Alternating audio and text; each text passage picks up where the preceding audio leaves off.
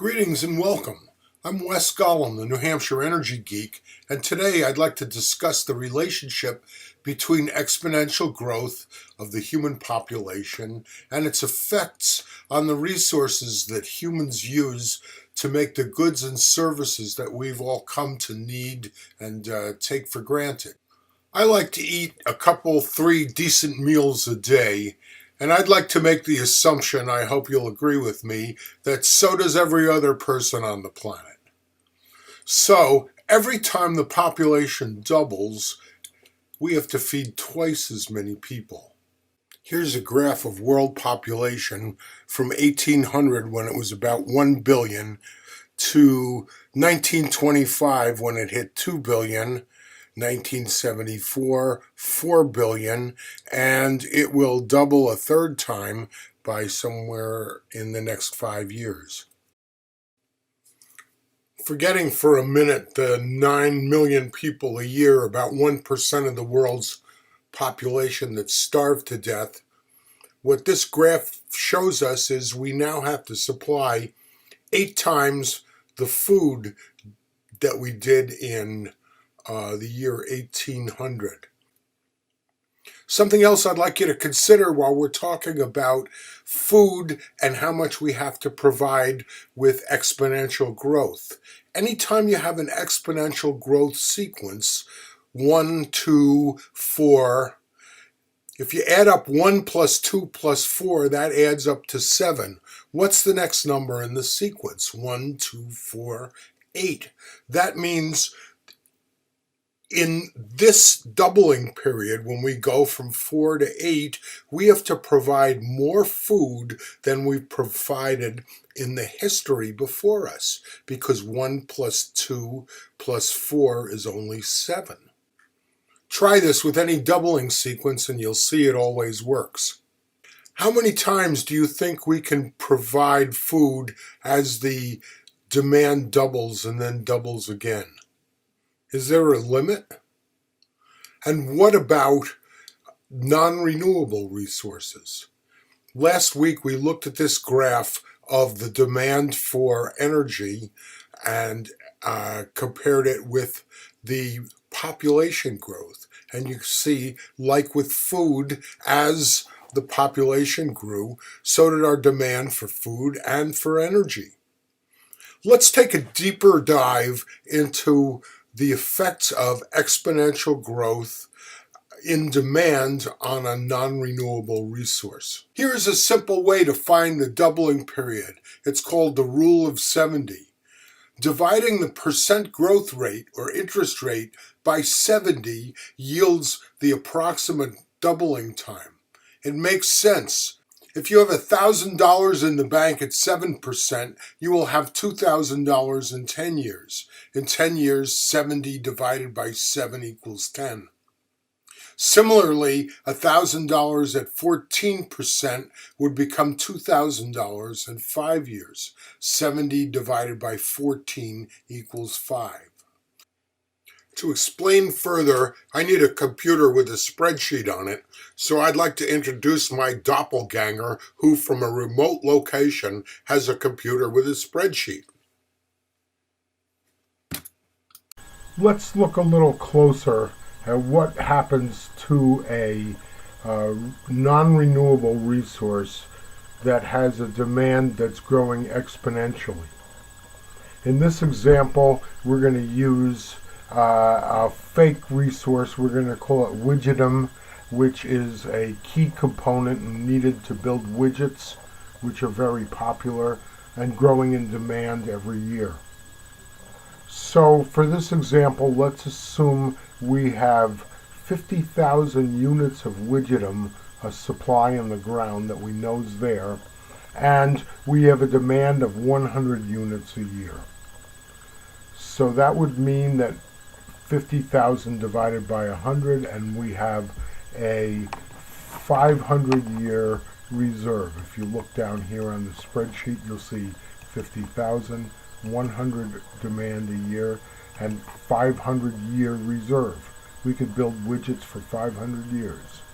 But there's one catch. There's a growth rate of 3.5%. Doesn't sound like much, But as you well know, a 3.5% growth rate would mean a doubling period of 20 years. So if we come down here and look, in 20 years, we're using here it is 198.98, so pretty close to doubling 200.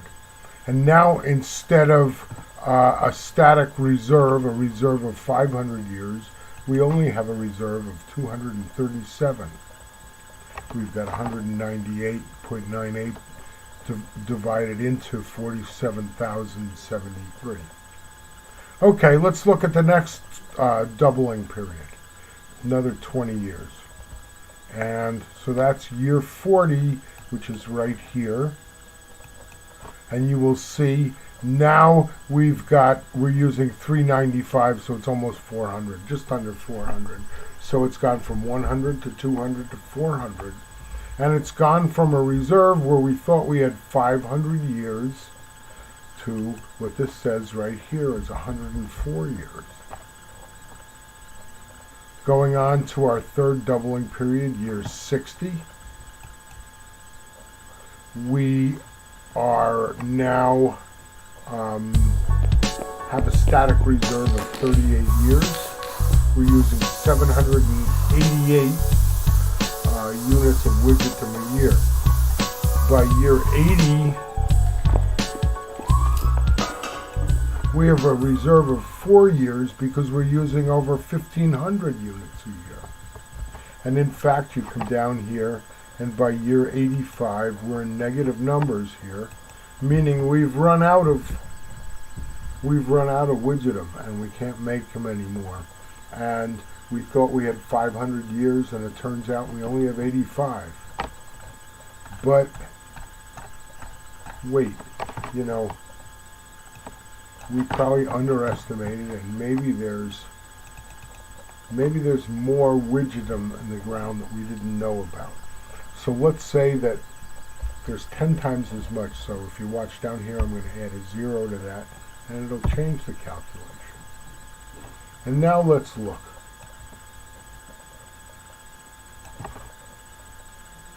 And instead of, what did I say, 84 years, we run out in 150 years, 149 years. But, ever the optimist, you say, not only are we going to find more, but we can count on good old technology to help us out. So now we've got 100 times what we know is in the ground now as our supply, and it appears we have a reserve of 50,000 years. That should be way, way, way enough. But indeed, we come down here and we find out, lo and behold, that our 50,000 year reserve really is only good for a little over 216 years for what we'll call the exponential reserve. Thank you, Doppelganger, and now back to our centrally located studios. This demo should make several things clear. Number one, we have to consider the depletion of a resource much earlier than we might have thought, perhaps when only 10% of it is used up. Secondly, similar to what we see in population curves, a J-shaped growth curve ends in a crash, in this case running out of a precious needed resource. It turns out that the growth curve for every non-renewable resource we use looks similar. A growing population demanding more and more equals exponential growth. In our next video, we'll explore how the exponential growth in the use of resources has caused exponential growth and environmental damage. But until then, please consider this. If capitalism must have a growing economy to remain healthy, we must dig more and more resources out of the ground at a faster and faster pace. Exponential growth. If our growth levels off, our economy crashes. It appears we are running ourselves faster and faster off a cliff. I'm Wes Gollum, the New Hampshire Energy Geek. Thanks for watching, and if I don't see you in the future, I'll see you in the pasture. Bye now.